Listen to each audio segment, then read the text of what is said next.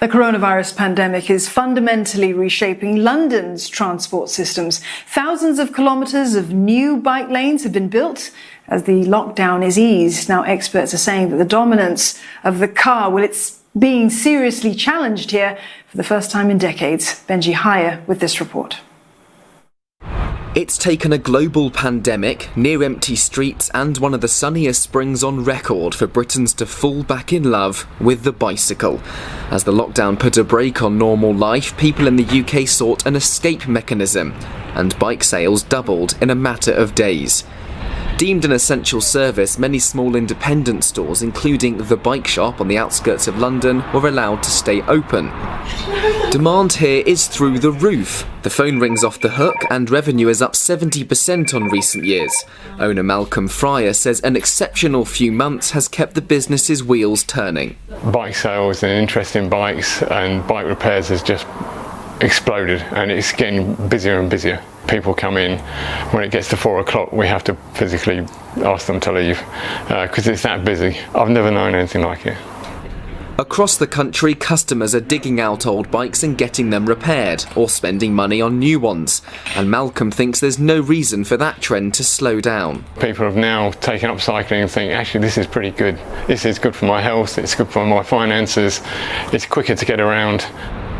During COVID-19, public health and transport are amongst lawmakers' biggest challenges and priorities.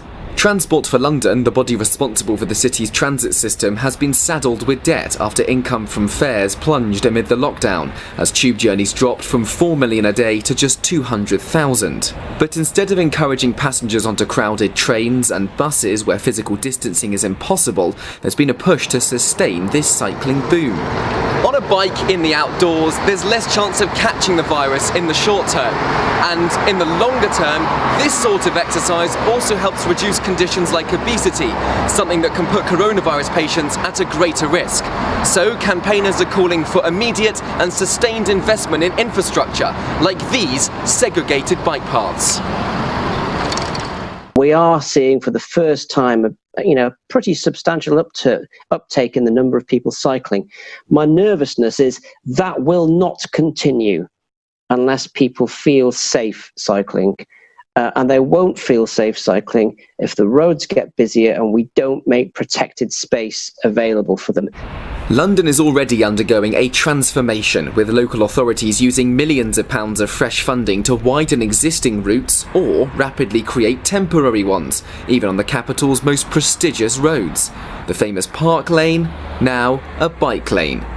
These changes to Britain's roads are good news for the environment, creating a greener future, and for the bike shops riding high financially.